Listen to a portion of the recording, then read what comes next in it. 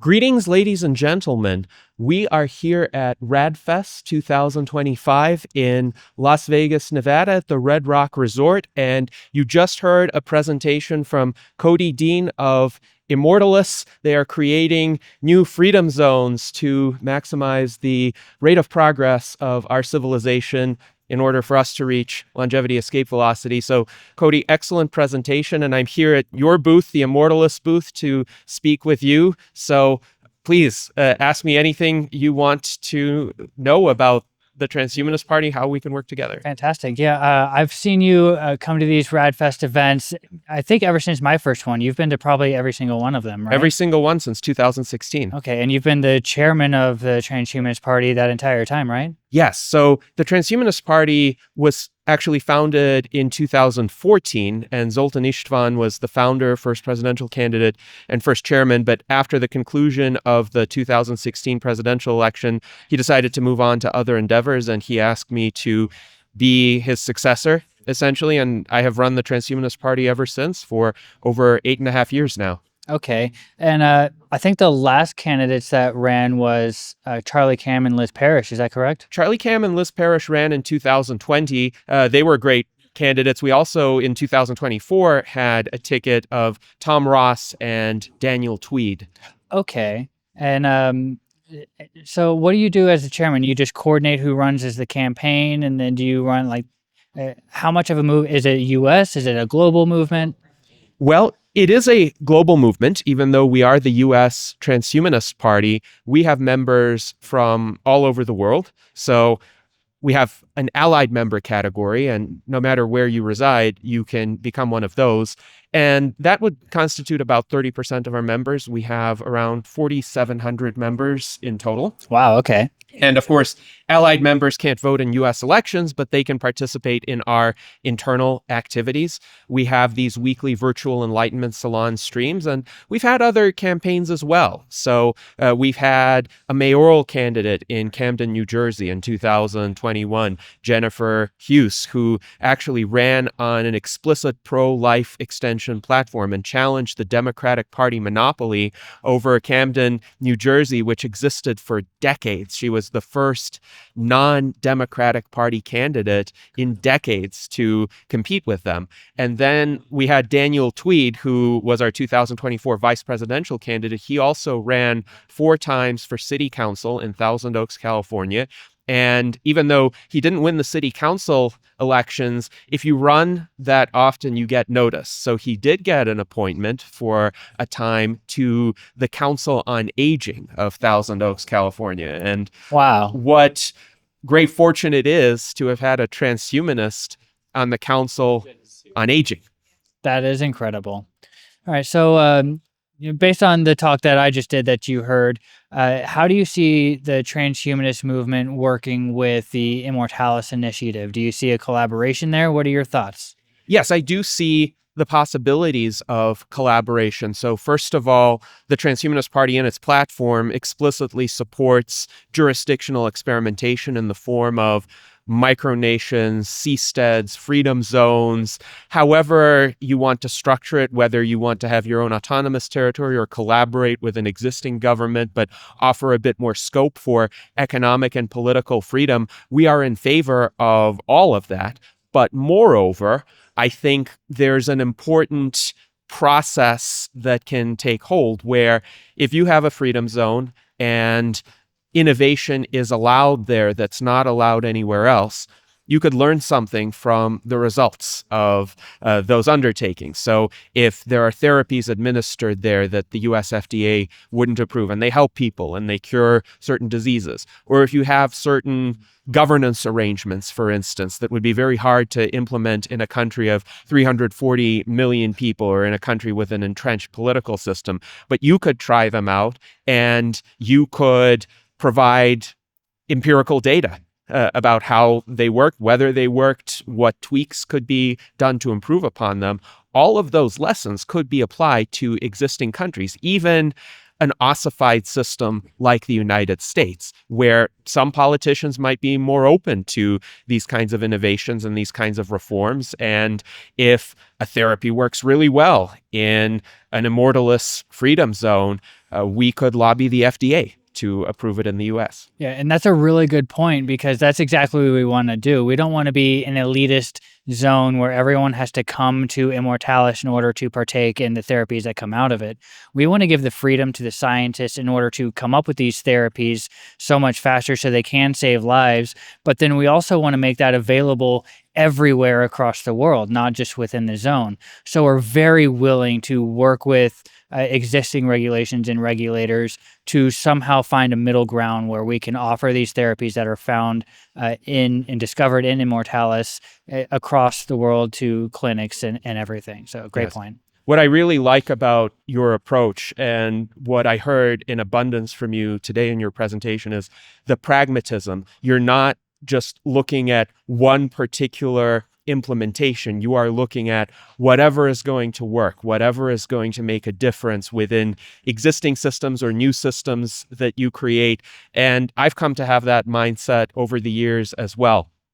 As I said yesterday in my remarks, I have a strong small L libertarian streak. I've been quite disillusioned with the capital L Libertarian Party in the United States, as I think are a lot of people who think the way that we do. But I very much value individual liberty. I very much value technological progress, the freedom to engage in that, the freedom for people to seek out the solutions that work best for them and actually work to achieve the outcomes that they seek: longer life, greater health, greater prosperity. So we can't just remain within a particular rigid framework to achieve those. We have to find out what works in the real world. And the Transhumanist Party has been definitely dedicated to that kind of experimentation. But we are, though we're an international movement with an international reach, we are a US-based political party. So we have to work within the constraints of the US political system, but we can still talk to and get insights from others who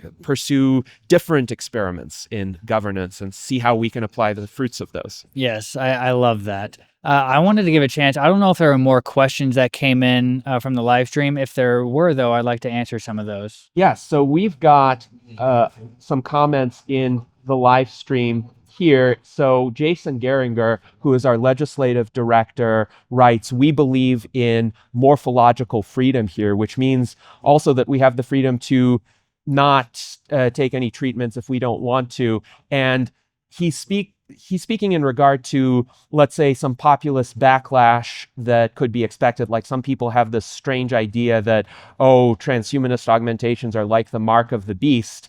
And if there really was such a thing, which there's not, nobody would be forced to undertake any sorts of augmentations, any sorts of treatments.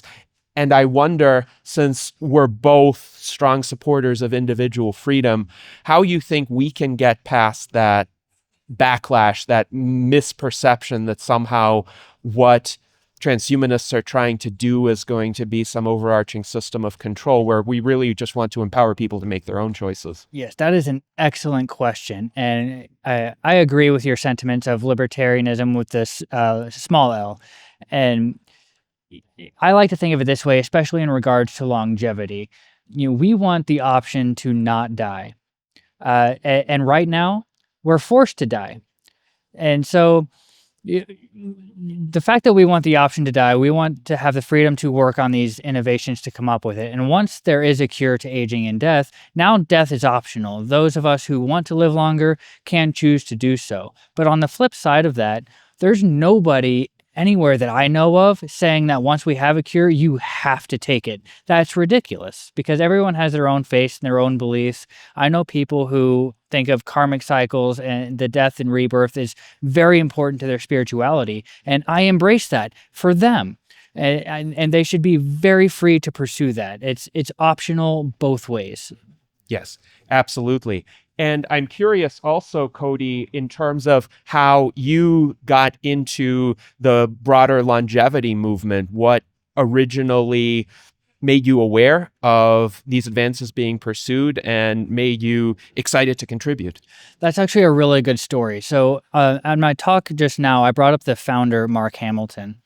And he's an author. He's written books for the past 45 years that have been geared towards shifting the psychology in society to actually desire a cure for aging. And what he identified is that people who don't like their life aren't going to want to keep it going longer. So he developed systems to help people move into a mode that, you know, essentially life is a joy, and they want to keep it going without going into huge detail because these are big books. So I read those, and in reading those, I realized, okay, I am doing some of these things, and I do want to live longer. And now that I want to, let's see what the possibility of it is, because this is being talked about like it could actually happen. So then I hit the internet. This is like 2014 or so. And I was actually just interviewing Aubrey de Grey, and we talked about this. One of the first things I saw was Aubrey de Grey's TED Talk that he recorded in 2006, talking about aging and some of the amazing things he had been able to accomplish. Obviously, not a cure to aging yet, but very like huge steps in the right direction.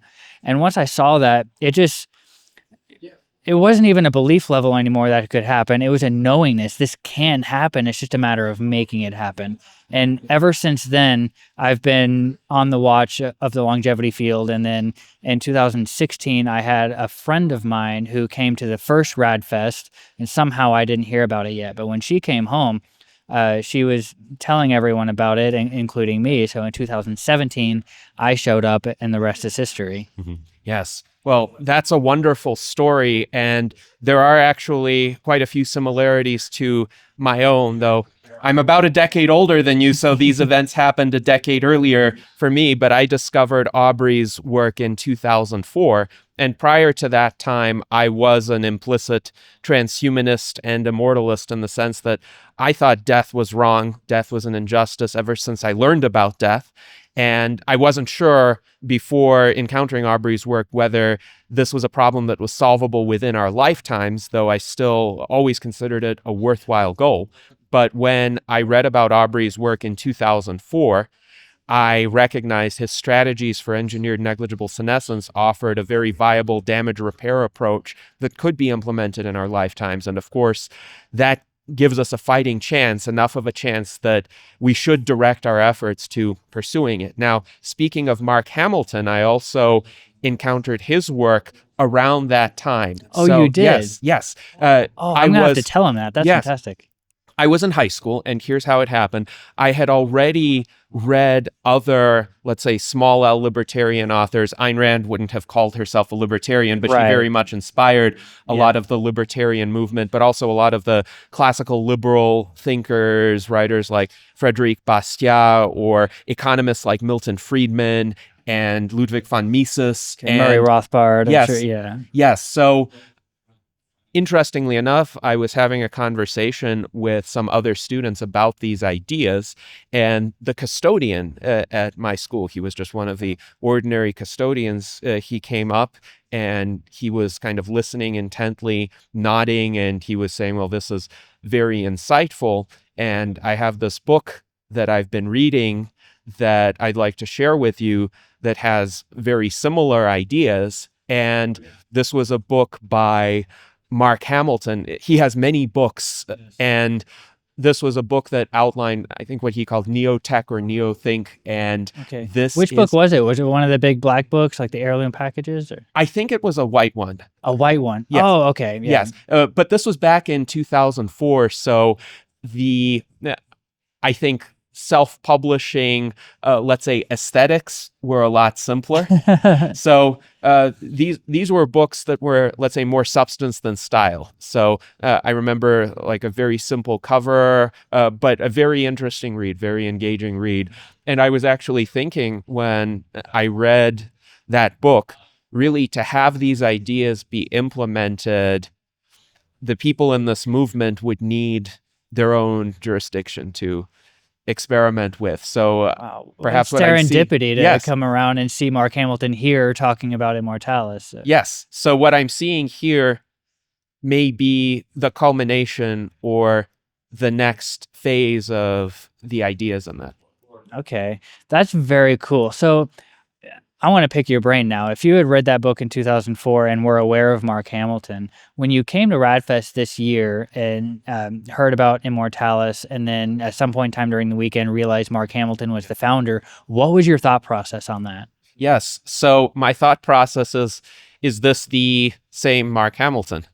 And I did a little bit of research and I realized, yes, everything aligns in terms of the ideas, in terms of what he has been advocating for years. And it just makes sense that this is what he's doing now, because now the technology is better developed, the communications are better developed. So we're all connected through a much greater variety of media. We don't just have to pass books around with plain white or black covers anymore. We can speak in real time. We have a worldwide audience, and perhaps politicians are more receptive. Like Jose talked about Javier Milei, who is a former mentee of Jose's. And I am really intrigued by what Milei might be able to do, because Milei has shown that he's not bound by conventional constraints. Yeah, we're very excited to see how that discussion goes. And one of the questions I saw when you were going through there is, did Jose call Javier Milei a transhumanist? Yes, he did. Yes, he did.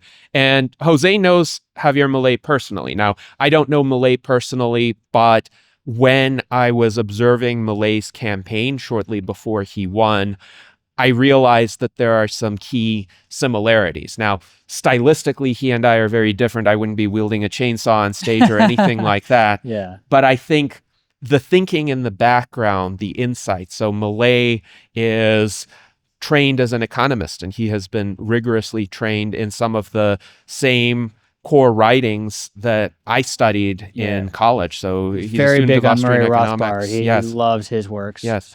I actually wrote a paper in the Quarterly Journal of Austrian Economics on Murray Rothbard, comparing and contrasting his views on praxeology, so ideas like the action axiom, the structure of human action, with those of Hans Hermann Hoppe, another Austrian economist, and Ludwig von Mises. And that paper also drew on some of the historical thought tradition in that respect, going back to thinkers like Aristotle. So I'm definitely familiar with that milieu, and it tends to produce, let's say, different styles, but often a common substance underneath those styles. A strong valuation of individual freedom, strong systems thinking, focus on incentives, incentives matter, and a focus on kind of the qualitative framework of human action. So it's less like micromanaging the quantitative details. It's less saying, well, we're going to increase GDP by 5% next year. And it's more along the lines of what systems, what incentives in general could maximize human flourishing, human creation, abundance, and thereby raise economic growth. So that's what I think Milei is doing, especially in his efforts to combat inflation in Argentina, which has just been devastating to people. And he has been able to bring that down considerably. Yeah, it's amazing, because if you go way, way back, Argentina was a very prosperous country. And then there was, I think it was a 60-year period of just, to put it bluntly, bad politics that put them where they are, a year or two ago before Milei. But even in, you take the 60 years or whatever the number is, someone can correct me, of bad politics that had a lot of issues. In just a year, just over a year, Milei has been able to do so much to start churning that around. And you can actually see a positive incline in the economy and the social dynamics. And so it's really beautiful to see what he's doing. Yes, absolutely. Absolutely. And you're going to be visiting him in person with Jose. I would be intrigued once you visit him to hear from you how it went, what your impressions were, what you think the potential there is. And I remember after Milei had won, Jose was very enthusiastic about it, and he and I talked a bit, exchanged a bit of correspondence, and I asked Jose, well, now that Milei is in power, is there a chance for him to issue a declaration of aging as a disease or a treatable medical condition, whatever it takes to point attention to the field? And Jose said essentially, that's perhaps a longer term hope, but Milei has an inflation crisis, an economic crisis to manage right now. So in the near term, he had his hands full. Now we're in mid 2025, so a year and a half into Milei's administration. I think the economic situation in Argentina has improved considerably, though, of course, it's not trouble free, and Milei keeps fighting against opposition as well. Yeah. So the question in my mind will be, how much bandwidth will he have? Will he be receptive to that? But we want to take our allies where we can get them. And the Transhumanist Party is very much a transpartisan kind of endeavor. So we have people spanning all over the traditional political and economic spectrum. So we have some libertarians and anarcho-capitalists. We have some centrists. We have some socialists. So even opinions on Milei differ, but I am very much a pragmatist in this regard. So I'm thinking which people, which institutions, which movements can help us get to the goal, because the goal is one that benefits everybody irrespective of their ideologies or beliefs. Yeah, I think something that people miss the mark on is, yeah, we have the ideal world and ideal scene that we want to see happen, and then we have where we are. And most people think, well, let's just do that. It's like, it's not really practical or pragmatic. You've got to go in stages and in steps. And the people who are in power and in charge of the world right now are the people who are in charge right now. So we have to go in and work with them where they're at, just to make steps of progress. But once you make those steps of progress, then you can see a little bit further, and then you can go about making more steps. And one step at a time, you get to the finish line. And I wish more people would understand that. Absolutely.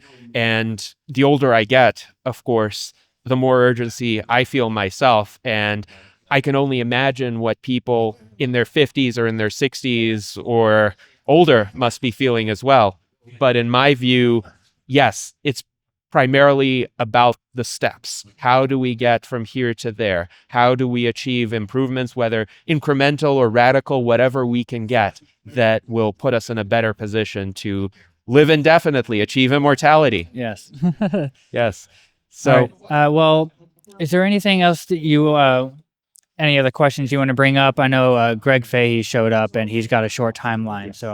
So let's see here in terms of our audience questions. So Jason Geringer was just curious if what Milei was doing was actually going to work, given that Argentina was in really bad shape. And I don't know to what extent you've looked into his policies, but what's your assessment of the situation over there and how it might be relevant to us Immortalists? I don't think I know enough about what he's doing to speak authoritatively on it, but just from what I have seen and talking with Jose and just knowing what I know about Milei, I think it can be done, but it's going to take a lot of time. And there's probably going to have to be a shift of focus at some point for Milei, so he can make sure he gets reelected and has more time to make it happen. So short term, I don't know. Long term, I think he could do it if everything lines up. All right. Well, thank you very much, Cody. It was great observing your presentation and speaking with you as well. And I wish you and Immortalis all the best. Let's keep in contact, and I will eagerly follow the progress that you're going to have in setting up the freedom zones. Great. Gennady, thank you very much. Yes. Thank you, Cody.